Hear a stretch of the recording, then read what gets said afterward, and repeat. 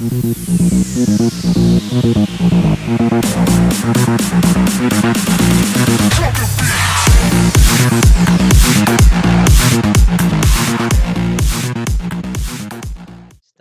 webinar. Today we're really going to be discussing the South African events and the preparation for those events. So if it is your first time attending a WRO event, whether you are a coach or a judge, or you're just coming along as a spectator, this is for you. So through this webinar, we'll be giving you quite a bit of information. If someone could just give me a thumbs up so I know that you can hear me, otherwise this is going to be a very boring webinar. Great, thank you very much. I also just like to see all the thumbs up because then I can always cut it and say that I'm doing a good job somewhere else. So my name is Duncan Beaton. I am part of the WRO South Africa organizing team. I am also the RoboMission head judge for the international competition, and I am part of the Explorer team and creation for the Explorer competition. So jumping right into it, if you have any questions, please feel free to type your questions into the chat. We are more than happy to answer those questions. Right at the end of a webinar, there will be a Q&A section. So this is where you will be able to ask any of the questions that you have regarding anything WRO South Africa, and hopefully I'll be able to answer them. I think Dani might be joining the call as well. Dani is our national organizer, but we will wait and see. I know he is quite busy with all of the organizations going on for both our provincial events and the international final. So jumping right in. What we'll cover in this webinar is what you should bring with you to your event, the registration process, some things that you can expect on the event day, how the team seating areas work, what can go wrong on the competition day, and then some tips and tricks. So let's jump right into it. So our very first thing, what to bring with you. Now, this is a very important section because if it's your first time, you might not know some of these things. If you are a WRO veteran and you've been doing this for a long time, this could just be a reminder of the things that you should pack and that your teams need to have with them. So the very first thing is you should bring with you a multi-plug or an adapter of some kind. Each team at the WRO event will be assigned a single 3-pin plug point. So that means there is one 3-pin plug point. Now, if you have lots of programming devices, perhaps you have a charger for a battery, you will need to bring a multi-plug with you. The multi-plugs we have will not have 2 pins. If you go to an event and there are, that's really lucky, but don't expect there to be one. So just know you will have one 3-pin plug point. And please, when you plug in your device, make sure that that plug point is on. If it's not on, get a hold of the judge that's on your table and they will be able to sort out the power issue for you. Please also make sure that you push the on button onto your multi-plug, otherwise it will not work. So you must also just bring a multi-plug that is compatible with your programming device and your robot charger. So if you have a 2-pin plug, please bring something that can hold the 2-pin, as there may not be one provided for you. Next thing, this seems quite obvious, but you would be surprised how many teams actually forget because they're under pressure. You need to actually bring your robot with you, whether you are in RoboSports, Future Innovators, Explorer, or RoboMission. In order to compete in the robotics competition, you need to have a robot. So for Explorer and RoboMission, your robots will be your Lego robots, the EV3 NXT, Spike Prime, or Robot Inventor. For RoboSports, this could be one of the Lego robots, as well as an Arduino. Please make sure that your robot's battery is fully charged. When I was coaching, I never let my teams use the robot the day before the competition. The robots need to have a good sleep. They need to rest. They're also nervous for the next day. So please make sure that your robot is fully charged. Make sure the battery is running very well and that you have that extra battery power that you need. It is quite a long day if you are there for RoboMission, and batteries do get low. If you don't know, here's a little bit of a tip for you.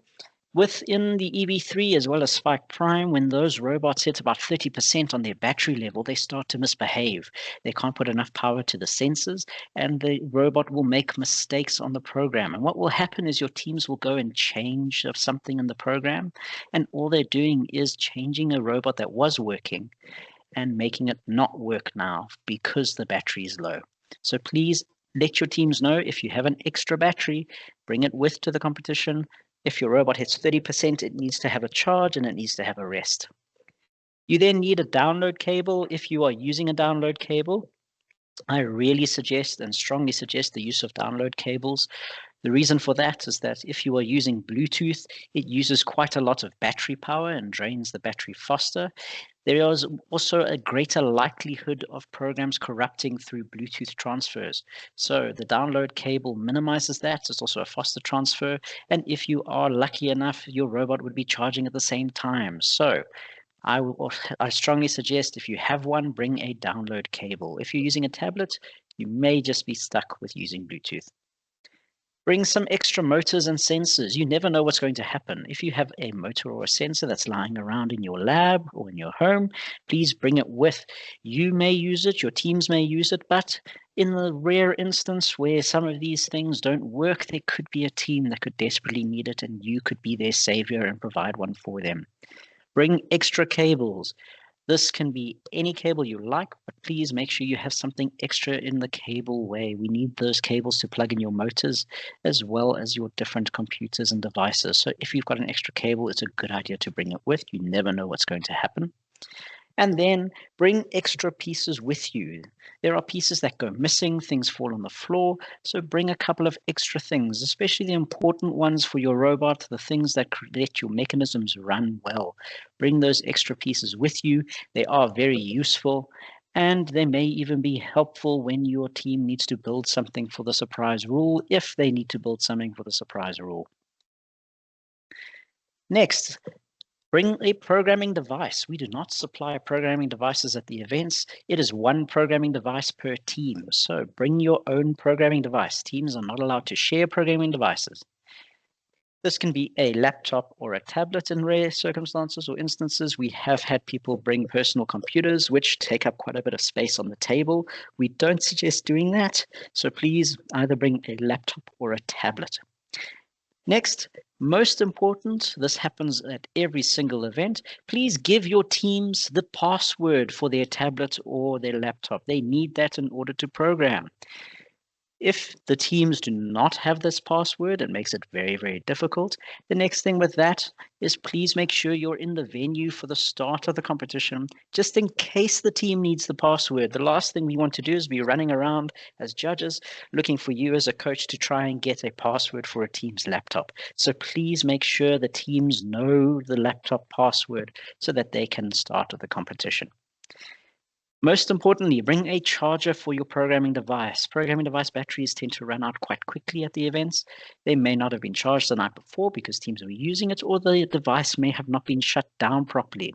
It could just be in sleep mode, which will then use the battery. So please bring a charger for your programming device and plug it in when your team is sitting down. Get your team to sit down, plug it in. This should be the very first thing you do, and check that it is on. Make sure that the battery is actually being charged. If not, let the judge know on your table and they will help to sort out the power problem. A big no-no, and this is something that is within the rules, programming devices are not allowed at competition tables. So if your teams are using tablets, they have to keep them in the teams area. They upload their program to the device, they take their little robot to the competition table, put the robot down, and they run the program using the enter button and the arrows on the robot itself. They should not be uploading the program via Bluetooth or running the program via Bluetooth. We don't want kids yelling across the venue to their friends sitting at their tables. The main reason for programming devices not being allowed at competition tables is because in the past, the international final, we have had teams get really excited and devices go flying. So protect your devices, keep them on the competition tables so that everything is nice and safe. Next, your lunch, food, and drink. So food and drink is not allowed on programming tables. We don't want any spills to go across onto the laptops and the tablets. That will be a very, very bad thing if that does happen.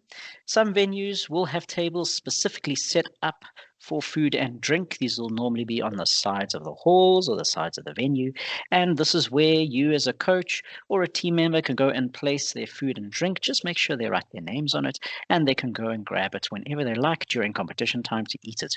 We encourage kids to drink during the competition time. Our brains need that bit of water and H2O to keep us going, especially when we're programming. So make sure they've got something to drink with them. This could be a water bottle that's stashed under the table, but please keep it in an area that it won't affect anything electrical. Then you should avoid the lunch queues. There will be a massive surge of teams moving towards the lunch area. You will need to buy lunch for your teams or bring lunch with you. So to avoid these long queues, we strongly suggest that you go a bit earlier, grab your team something to drink, assign that to a parent or assign that to a spectator, assign that to a team member even. Make sure that your teams have something to eat and something to drink. They are using a lot of energy during this competition time.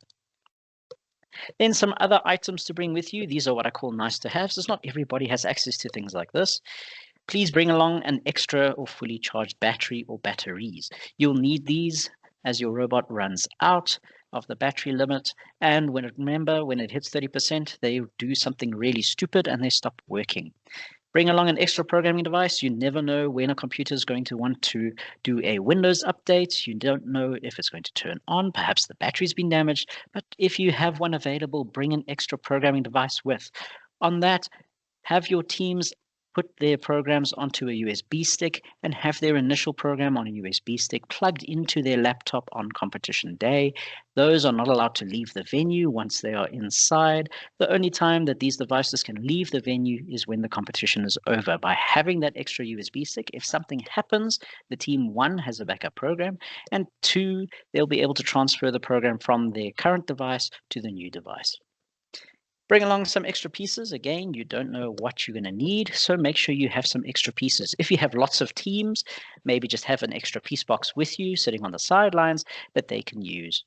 Bring along extra sensors. You don't know what's going to happen. The gyro sensor might be acting a bit funny. Your ultrasonic may not be measuring as accurately as normal, so having an extra sensor does help in case you have that emergency. Then bring along extra bricks, brains, or controllers. So this would be your Spike Prime hub, your EV3 hub. Bring along an extra one just in case. You never know what happens with these hubs. Within the Spike Prime, we know that there are issues with the hubs wanting to update during competition time. So if you're using Spike Prime, please let your teams know. Do not run the firmware updates during competition time. There is no internet access at the venues unless you are hotspotting. We highly recommend that you don't, as that can be seen as a form of cheating and external communication.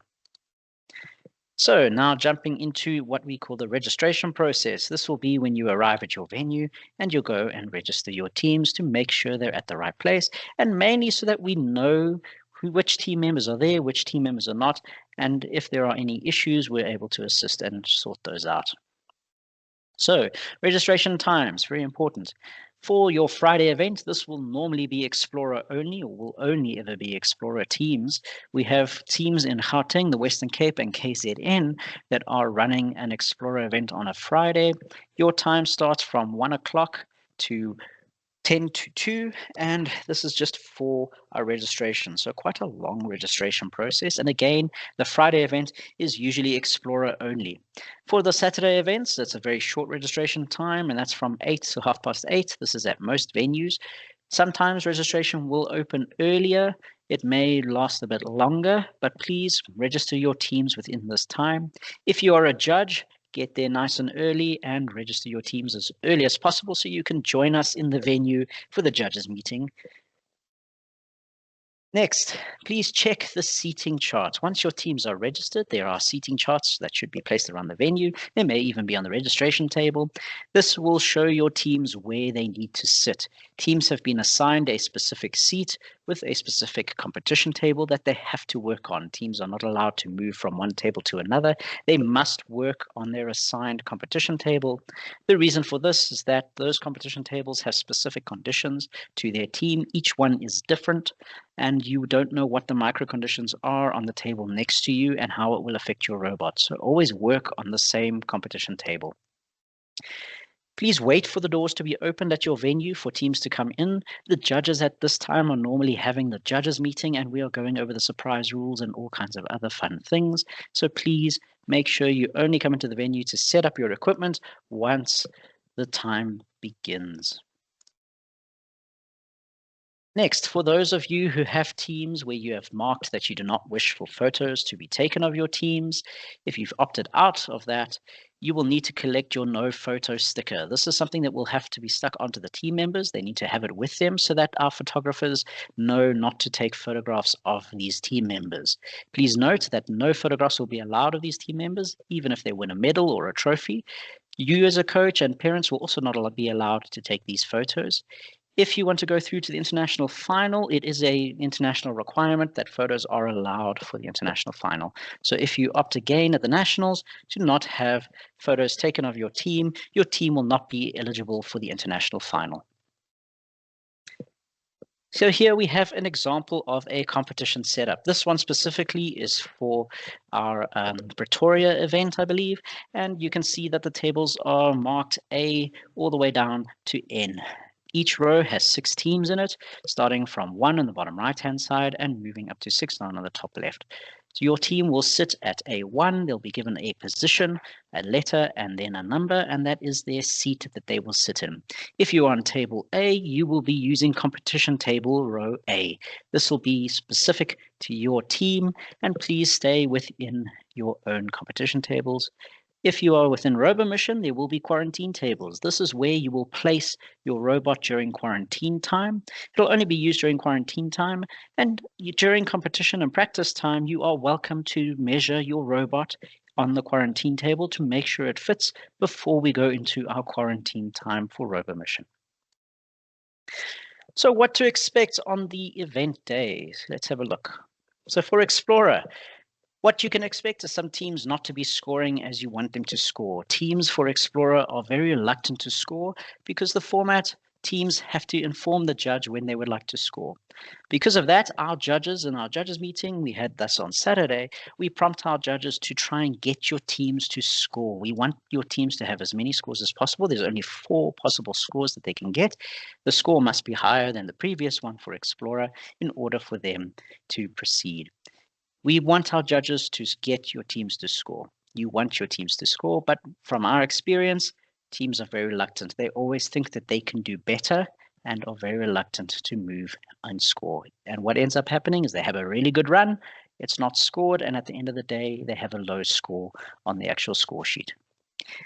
Judges will clarify rules to the teams. They won't clarify rules to coaches unless it is very specific. But if they see a team member that is not following what they should be within the rules, maybe that's been misinterpreted, the judges will clarify this with them. There will be a lot of time spent waiting in line.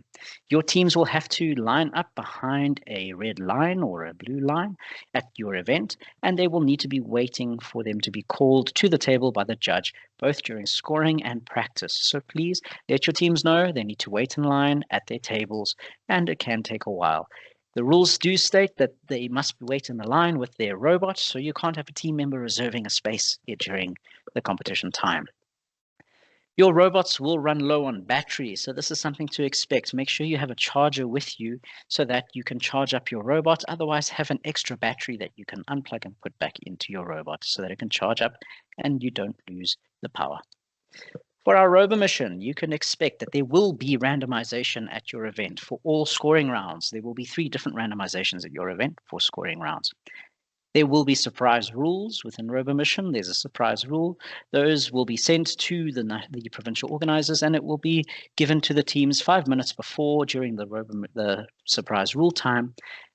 And your teams do not have to do the surprise rule. The surprise rule must be on the table during their scoring runs. The surprise rules are for bonus points, and they're generally worth quite a lot.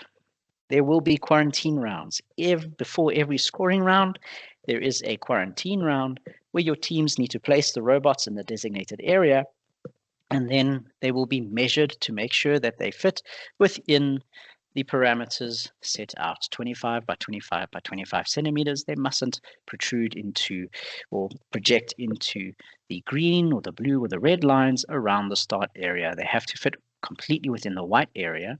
If you are not sure, test your robots during the practice time using the boxes provided to make sure your robots are fine for quarantine.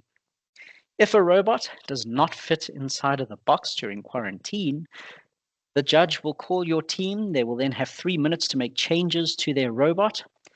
If after those 3 minutes there are no changes or the robot still does not fit, maybe they've forgotten to put the wheel on, that is it. The robot has to run as it is, or the team will not be allowed to run during that scoring round. Remember, for RoboMission, you have 3 possible scoring rounds, so you've got 3 chances to have the highest score. Again, they will be waiting in line to practice, so please make sure your teams know they have to wait in line at their competition table. Next, a very important one, you can expect there to be flaws on the competition tables. These things could be bubbles, mats being lifted up, perhaps a funny little mark somewhere. As the robots have been running, there may be skid marks, there may be cuts, there may be grooves. We don't quite know what will happen, but expect that there will be table flaws. And with that, in the RoboMission general rules, it warns you about this. So please expect flaws on the field, variation in color and brightness on the game mats, variation in lighting conditions from hour to hour and table to table, that the judge's shadow will be on the field, that the judges will walk around the field during judging, and that the texture might be different, or that there might be bumps under the mat. There will also be possible waviness in the mat itself. The location and severity of the waviness varies. So we have done our best to possibly give you, every single team, the same chances on the mat, but please expect that there may be some funny anomalies on the mat, and the teams have to code around this. Now, looking at some general, these are things that affect all competitions. So things that can happen at your events is a robot is not working. So you have watched your team as a coach on the sideline, and the robot is not doing what it was doing during your lab. This is because of things like table micro conditions. These are the small conditions on the mat, such as dust, temperature, water droplets that may be sitting on the mat surface that can affect your robot, the texture of the mat. There may be different lighting conditions. These will affect your light sensors. So please keep that in mind. If your robot is not running, that is most likely what's going to be wrong, is that there is something funny going on with your lighting, and you need to program to fix that yourself.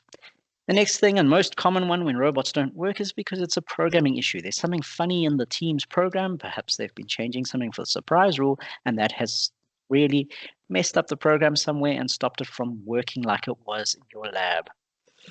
Next would be the hardware issues. And hardware issues, the head judges can assist if there is a possible hardware issue. And this is something where the motors have seized. In other words, your motor is no longer moving. Generally, the number one cause of motors not working is because it's unplugged or plugged into the wrong port. The same with sensors. If we see that a sensor is off, we'll advise the team and how we can possibly fix it. And if a motor or a sensor needs to be replaced, that's where those extra pieces come in. Again, the number one reason for motors and sensors not working is because they are unplugged, they've been programmed on the wrong port, or they are not in the correct positions. Next up are some software issues. So you can expect some software issues on the day. It may not be your team, but it generally happens at all events. Again, head judges can assist where it comes into things like firmware updates or if devices are doing updates. Judges do not assist with programming. Teams must work out the programming all by themselves. We cannot give hints and tips. So if you do not know how to program a line follower, as an example, the judges will not be able to assist you. Your team should have that knowledge themselves. Next, and this is a big one, we see it at every single event. We see this at the international final, and it is really sad when this happens.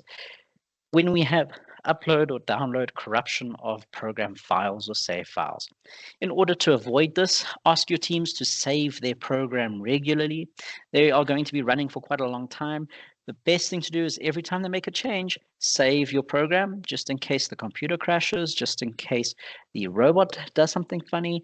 It will give you the peace of mind knowing that you have a backup, everything is saved. So if something happens, you are okay. You are not allowed to re-upload the program if there is a corruption. So if your team arrives at the table, we'll see it this year, I can guarantee it. If your team arrives at the scoring round and there is no program on the brick, the team will not be allowed to re-upload it. Even within the 3 minutes, that is only for hardware changes. The team will not be allowed to re-upload the program. They will score 0 with the maximum amount of time. Remember, you have multiple scoring rounds. So if you do not do well in one scoring round, there are 2 others that you can do well in. The main cause of the corruption of a program is due to the unplugging of the robot before a program is loaded correctly. This could be turning off a Bluetooth. Bluetooth generally has higher chances of corruption than the cables. However, we do know as teams are trying to get robots into quarantine, they panic. Please let your teams get their robots into quarantine early. They do not need to wait for the timer to reach 0 to put their robot on the table. A team could put their robot into quarantine in the first 10 minutes of the competition if they like. They can place it there at any time. We suggest that teams can either keep their programs or their robots on or off during quarantine. If they keep it on, please make sure that they set the sleep timer to never turn off. If it turns off, you could possibly lose programs. Generally, you don't. This is a big one. If you are in elementary, expect this. It does happen quite a lot for our younger teams. We have seen it once or twice in senior, but most within our elementary teams. There will be participants who are crying on the day. The teams are under a lot of pressure. They've put pressure on themselves. Parents have put pressure on them. Us as coaches have put lots of pressure on them. The judges, they feel, may be putting pressure on them. So please understand when things go wrong that there will be tears. It doesn't mean something bad is happening. The judges will assist any way they can. I have let our judges know that they need to be as positive as possible during the event. They need to assist any team that is having a breakdown. And in really extreme circumstances where a team member just can't be consoled, perhaps they've had a very bad run, we will ask the judge or a parent to talk to the team member. We give them a good pep talk. We've been doing this for quite a while, so we have experienced this quite a lot. Next up, the judges will be accompanying learners to the bathrooms. They won't be going into the bathroom stalls with them. They will be heading to the bathroom door and then waiting for them. The reason for this is for 2 parts. 1, safety. We want to make sure that the participants are not being kidnapped. We want to make sure that they are all safe, that they don't slip, and that if anything funny is happening, that there is somebody there who can assist them.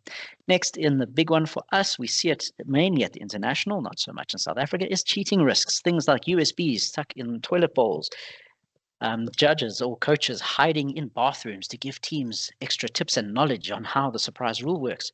So we have our judges accompanying them. If a coach is found in the bathroom and this is happening, the team will be immediately disqualified. So there will be lines for lunch. Again, expect that there will be long lines for lunch depending on your venue. There are vendors available at all venues where you can buy something to eat and drink. Make sure that you get your team's lunch early or bring something with you. A lot of the vendors, you can pre-order lunch on the day so they have it ready for you and your teams at a specific time. Next up, expect that there will be spectators. These could be people who've come just from the general public to have a watch of what the competition is about. We have other events running. Here in Johannesburg and Pretoria, we have the LEGO user groups that set up big LEGO displays, and it draws quite a crowd. So spectators are welcome at all WRO events.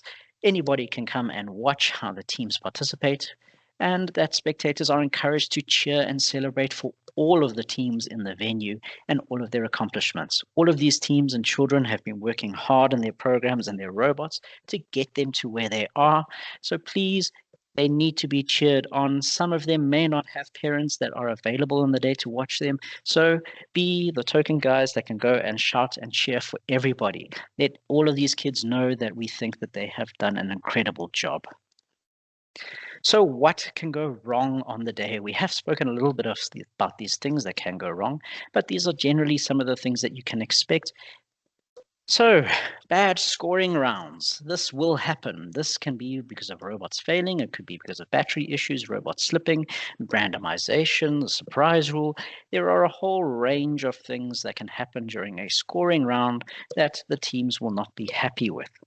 You can expect as well that there are multiple scoring chances. A lot of teams don't see this, so please, as a coach, let them know that if they have one bad scoring round, that there are other chances available. For our robo mission teams, you have 3 possible scoring chances, and for our Explorer teams, there are 4 possible scoring chances for you. Remember, for Explorer, if you score 40 points, and then you score 20 points the next time you ask the judge to score, they will not write down the score of 20 because it has to be higher than the previous score. So you have to always score higher than your previous score in Explorer for the judge to write down your score.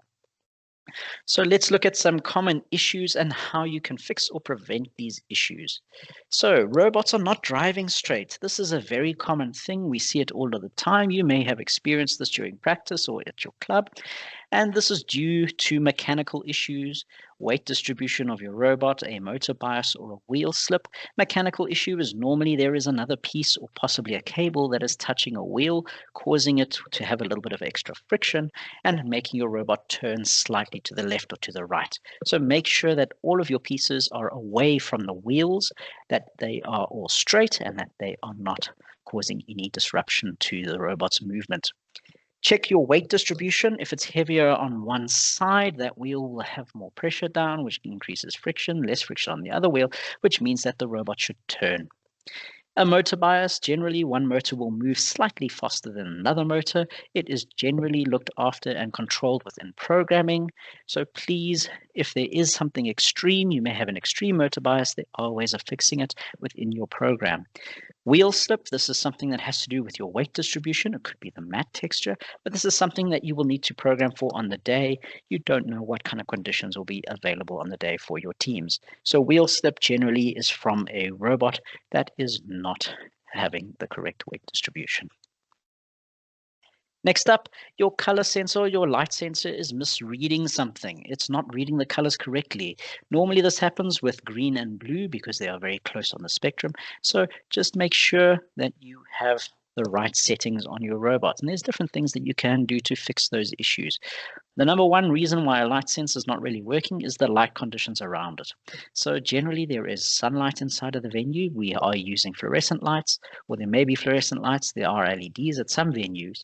If you are using in a venue, or if you have a venue with fluorescent lights, be or just know that fluorescent lights pulse, which means to the sensor it goes light and dark, light and dark, light and dark very quickly, and it picks up that light and dark movement and will maybe affect how your sensor is reading on the day. A big one, and this is how you can overcome a lot of sensor issues, is the height of your sensor, or the distance that it is away from the thing that it needs to sense. The closer your sensor is, generally the better it will sense and the more accurate it will be. About 0.5 centimeter is the perfect distance to read things at 100%. It works every single time. Anything closer than that, you're going to ask for trouble. Anything higher than 3 centimeters, you are also starting to ask for trouble. The angle of your sensor matters. So if you have a sensor at an angle, perhaps in elementary, you are reading the different vegetables that are on the mat, then you need to make sure it is at the correct angle for the fruits or the veggies that you are reading. Again, game mat microconditions may affect your sensor. Things like small layers of dust on the mat will change the color of the white reflection on the day. But your team should be able to program for this. Just remind them that they may need to recheck their sensors on the day after lunch to make sure that their sensor is still running properly. You could have issues sensing within an area. So here the color may be slightly different. There you need to check your color settings. And for me, the number one issue for anything that's hardware related is they've probably plugged it into the wrong port, or the sensor is not on. So whenever you are given an issue by a team and it's in relation to my sensor not working, always check the port. 99% of the time, that is the issue. If a program is missing, we've spoken about how the upload has been corrupted. A team is running too quickly through the start menu. So what that means is when a team comes up to the table and we find that their program is missing, the head judge will check what we call the quick start menu. When you upload a program to an EV3 device, an NXT device, and sometimes the Spike, it puts the program into a separate folder. What your team then does is they use the start menu, the quick start menu, the very first thing that you see on an EV3, and it ends up running an old program or previous program. In order for a team to run the new program, they have to physically find the folder and run it on their brick. The judges will assist them with this in scenarios where a team has a corrupted file. We do our best to try and find the file on the brick so that the team can score. Another common issue of a program being missing is that they have renamed the program. They have named it something else and they can no longer find it. We try to help them by looking at the programming device to find the name of the program that they're using in case it has been renamed. We then look at Spike Prime versus EV3 and NXT. Spike Prime, you have only one program that you can run at a time, whereas EV3 and NXT, you have a project folder that can contain multiple programs inside. Again, you only run one program on the day. It has to be the same program for every single scoring run, as your robot must be autonomous. You can't select one program to run a specific randomization and then another program later to run a specific randomization. For Spike Prime, the rules say that you should put your program into 0. I like to have your program in whatever position you like. Please let your teams know that they need to write it on the quarantine sheet if they are not using position 0 or position 1. Judges will inform them of this on the day. For your EV3 and NXT guys, you have your project folder, and inside of that project folder, you should have one program. This program should be named Run or WRO 2024. If it has a different name, you need to inform your judge so that they can write it down on the quarantine sheet so we know which program you are running. The reason for this is because we want to make sure that teams do not run the incorrect program. We know that they are under pressure. It does happen.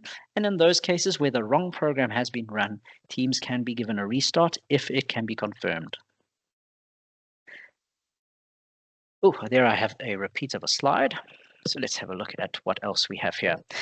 We have a disagreement with the judges' score. So the judges will score your teams. They will do their best to score the teams as fairly as possible and to have no bias whatsoever. Our judges work in pairs. They are all volunteers. Nobody gets paid to do these events. So please understand, our judges are only human. In an event where the judges, your teams disagree with the judge's score that they've given them, the head judge's decision is final. They are called to the table to make a ruling on what they see on the mat. Once the head judge has made that decision, it is final. That is the score, and the team mustn't sign the score sheet. If they disagree with the judge's score, they do not sign the score sheet. The head judge will come, they will look at it. If the team then agrees with the head judge, they like the way that the head judge has explained it and the way that they've been scored, the team can then sign the score sheet. If the team still refuses to sign the score sheet, the head judge will sign the score sheet and the score that the head judge has placed on the sheet will stand. We do not look at any video and photographic evidence at these events. The reason for that is because you as a coach or as a spectator are far away from the table and you cannot see what the judges and the teams are seeing. Judges will use their own phones or cameras to take photos of the mat, especially if elements are very difficult to see, and they will use that evidence to make their decision. We do not look at any video or photo evidence on the day. There should be no communication with coaches and spectators. If your teams are communicating with you over the line, your team can be disqualified. So the best thing to do is to leave your teams alone. Just ignore them completely, even if they are in tears. You do not want them to be disqualified. Your judges will look after your teams, and if they need to talk to you, we will make sure that it happens through the head judge on the day. If you have to talk to your team for some reason, or you need to talk to the judge on the table, leave our table judges alone, please. They are there for your teams on the day. They are not there for you as a coach or as a spectator. The head judges are the people to talk to. So get a flag down the head judge. They'll be the guys wearing something slightly different on the day, and they will make themselves known to everybody. And those are the people that you are able to communicate through. We want to keep our table judges on the tables looking after your teams. So now to look at some tips and tricks for nervous teams. Everybody has them. You should always focus on having fun, especially if it's your first time. Your teams are under a lot of pressure on the day, both things of where parents have put pressure on them, they are putting pressure on themselves. And a lot of these teams are expecting, especially for the first timers, are expecting their robots to do incredibly well. They think that they are going through to Turkey and it is an awesome idea. But in reality, only a few first time teams actually manage to go through to the international final. It is very rare. And the reason for that is because we have a lot of experience on the table. There are other teams there who have more experience, and we'll get to that now. Robots don't always run well on the day, so let your teams expect that. Don't let them think their robot's going to run perfectly every single time. They must account for the conditions on the day. Something funny may happen. But importantly, please instill this into your teams. They are there to have fun. The judges have been told to make this a fun event for all of the teams. So they are going to do their best to get your teams to enjoy the experience, have fun, and want to keep doing robotics as they go. We then have our first timers versus our veterans. So we have first time teams at the event, first time coaches and first time judges. We also have veteran teams who've been doing this for a very, very long time. And experience counts. So your teams may be going up against teams that have 4 or 5 years plus experience against them. And you can see that within the robot design as well as the time it takes the robot to finish the round and the understanding of the rules. So as a good example for all of you, I had a team when I first started as a coach that we completed the entire mission in 2 minutes. We got full points. And when we arrived at the competition, we had another team next to us that completed everything in 20 seconds. So please expect that there will be more experienced teams at this venues that you are going to, and that it is not bad. Your teams will get there eventually. Please expect that there's a difference between the national and international finals. There are only a certain number of teams that will go through to the national and only a certain number that will go through to the international final. We have over 200 junior teams currently vying for the nationals this year. Only 18 will go through to the national final. So our top 18 teams in the country should all come through. So please don't put pressure on your teams, expecting them to get through to nationals. There are a lot of teams this year trying to get there. It's all about confidence. This you can see within your teams. The more experienced they are, the more confident they will be on the day. They'll also know how the judging process works and how everything works. The judges are going to try and build your team's confidence for you on the day and try and keep them up. Your teams need support. The experienced guys have a lot of it. And if you are new, your best thing you can do is support your team. Cheer for them, clap for them, get them to be really fun, have lots of things going on, and let them know that no matter what is going on, they have done their very best. Next, speak to your judges, and this is for teams only. So teams, coaches, tell your teams that they need to speak to their judge. The judges are there, they are all open, they want to talk to your teams, and I've instructed them to ask them things about their favorite cereal, favorite cartoon series, whatever it may be, but the judges will be communicating with your teams. If there are any issues on the day that your teams are experiencing, if there's any concerns, they need to go straight to their table judge. The table judge will look after them and address any of those issues.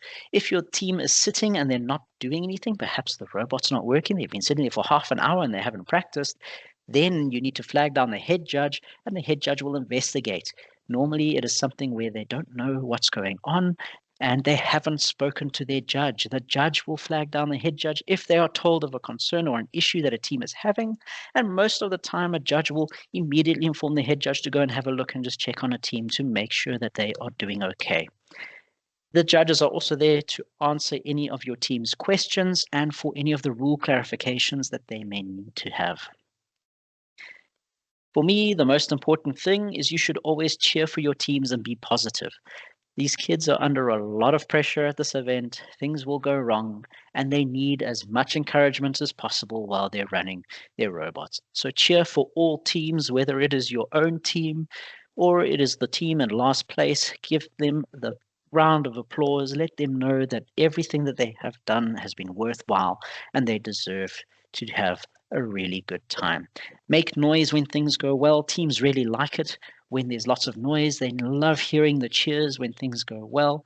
And most importantly, this is a big one. We don't realize how important this is. Please try not to shake your head when something goes badly. What happens is a team member will see this, especially our younger teams.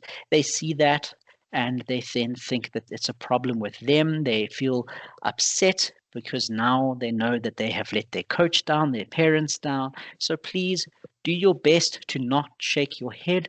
Always just keep clapping and cheering and saying, good job, thumbs up, well done. Let them know that everything they're doing is okay.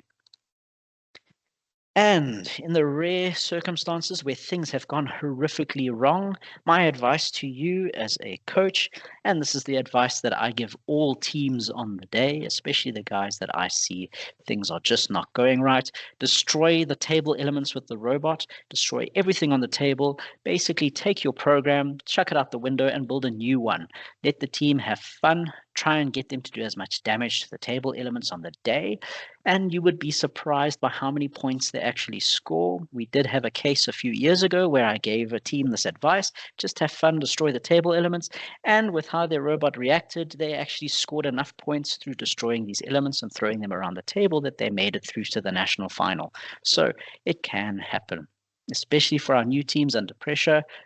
If there are issues on the day, I will personally tell them to try and destroy all of the elements on the table with their robots. They have fun. Now we get to the section that everybody's here for, and that is our Q&A. So now is your opportunity to ask anything about WRO, about your events, any information that you may like to know. I will activate the microphones now, and what I'm going to do is start with the Q&A section and the chat, and then we'll go to anybody who's got a microphone. If you've got the microphone open, you're welcome to just turn it on and ask your question once I have read through all of the Q&A questions as well as the chat. So I see we do have some things. How close to the mat size are the tables? Our tables are normally about 2 or 3 millimeters off of the actual size of the mat. The mats fit very snugly. In cases where the mat does not fit inside of the table completely, any area outside, any white area, so the area that's not covered by the mat, is seen as an extension of the mat. So in those cases, there is a way the mat must be set up on the table. It is stated within the rules, and the tables will be set up as stated within the rules. So for our seniors, for example, because of the 2 start areas, the mat needs to be set up exactly in the middle of the table. If you are in junior or elementary, it needs to be aligned with where the start area is. Must the instructions challenge given the manual be completed in a specific order? I am not sure what that is. Oh, okay. No, I understand now. Sorry about that, Carla. But basically, you don't have to complete everything in order as it is on the score sheet. You can do anything you like. Your robot can move in any order and complete anything where it wants and as much or as little of the event as possible. So you don't have to do everything in order as it is on these score sheets. Your teams can just pick and choose what they want to do.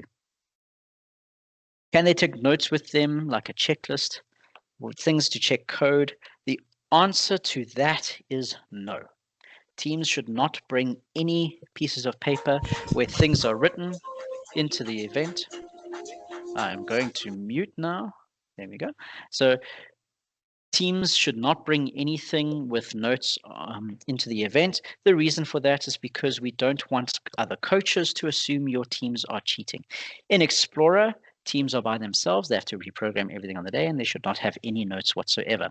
However, teams can bring a blank piece of paper and a pen, or a blank notebook and a pen and pencil, and they can make notes on the day.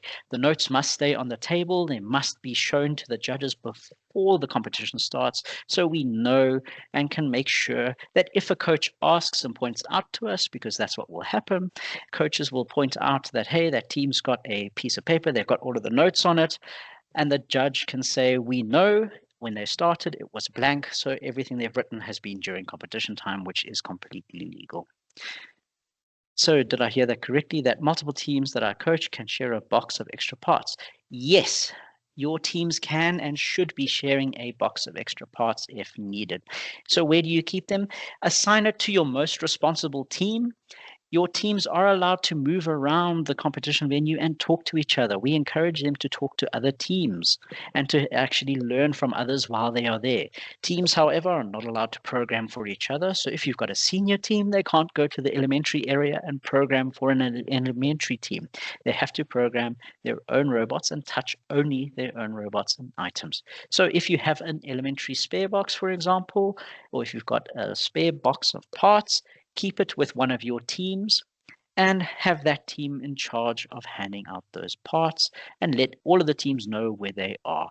Generally, we don't use extra parts and pieces at these events. It's only in very rare and extreme circumstances that we need those. Please, if you are bringing extra parts, bring a small box. There's not much space in these venues and teams need space to walk around. So we don't want big blue toolboxes on wheels rolling in and out of the venue. It should just be a small box that's kept underneath the table at a team. Next question, can we bring an extra robot? That is a very good question. In the rules, it says no. You can have a chassis, but no extra robot is allowed. I highly caution you not to have one. You can have extra bricks and pieces. You can have extra brains, but please do not arrive with an extra robot, as there are opportunities then where we can look at the penalization of a team if it's identified. We also have to make sure that every robot that enters the venue is the same robot that leaves the venue.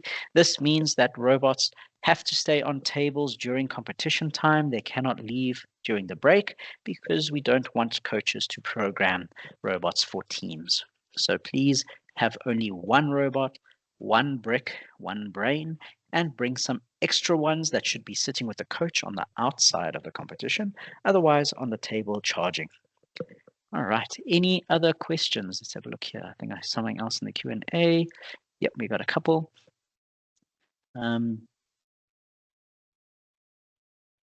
So for future innovators, should we include experts in our file? Yes, I think you should.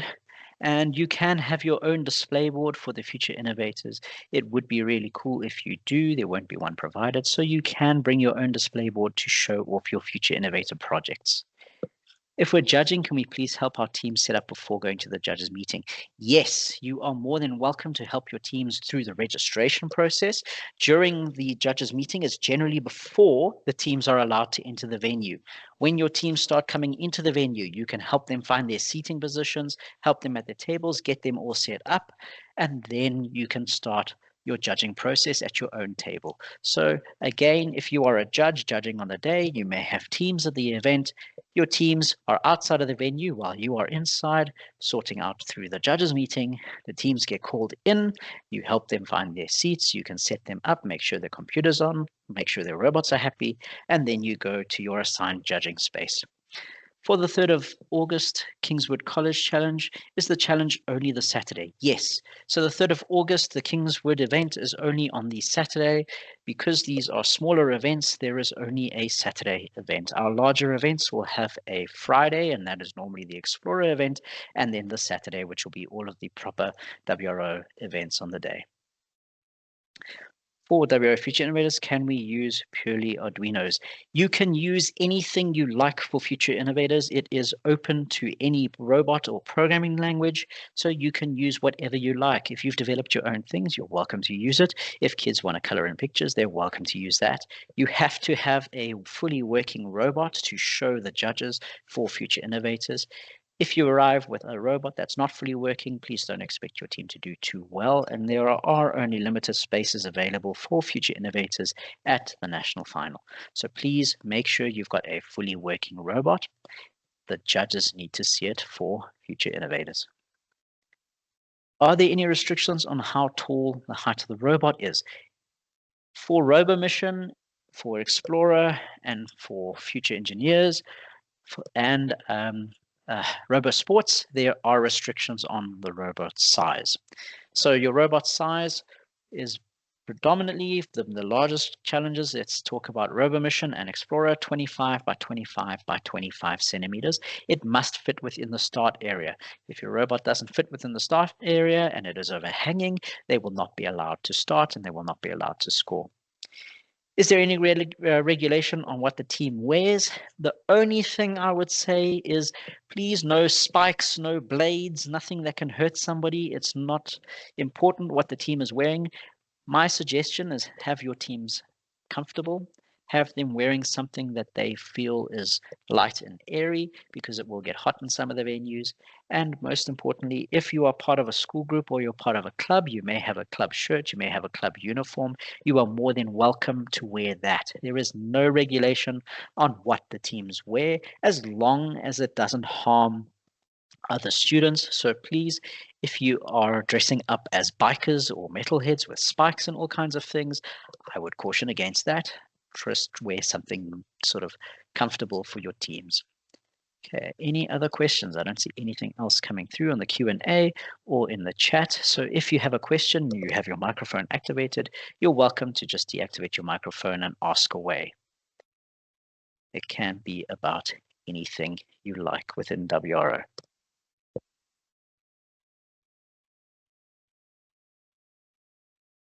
Great. I'm not seeing anything coming through, so hopefully I've done a good enough job here. And what we can do, I see we've got one here. Must the instructions given in the manual be complete order? I think I've answered that one already. Then I'm going to do this. Thank you everybody for coming through and hearing what we have today. I hope you have a lot of fun. We have our first event coming up on the 19th of July, so only a few days away. This is our very first Explorer event. If you have questions at any point, you are welcome to email us at wro@handsontech.co.za and we will be able to answer your questions. There are rule updates. Please check the international website to see what has changed in your rules. There are not many. With any special rule updates that happen, we will send it out to you via the mailing list. So if you are not part of the mailing list, you need to visit the WRO SA website and join our mailing list. It is where we will send you the up-to-date information as things change on venues, on teams, anything that changes within the WRO, that's where we will send out our information. Other than that, I wish all of you the best of luck. I hope that your teams have a lot of fun at our events. We really enjoy it. We have about 350 judges attending all of the WRO events around the country, and we've got close to 2,500 children that will be participating. 750 plus teams this year are participating in WRO. It is our biggest WRO season ever. So we wish all of you the best of luck. If it's your first time, welcome to WRO. We hope you enjoy the session. We hope you enjoy the competition and that you keep coming back, because for me, this is one of the best competitions for children out there involving robotics. So thank you very much, everybody. A recording will be available of this on our website in a few days' time. So you are welcome to rewatch this wonderful, hopefully good webinar. Thank you, everybody. Have a wonderful day. Enjoy, and I look forward to seeing you at the various events. Thank you, everyone.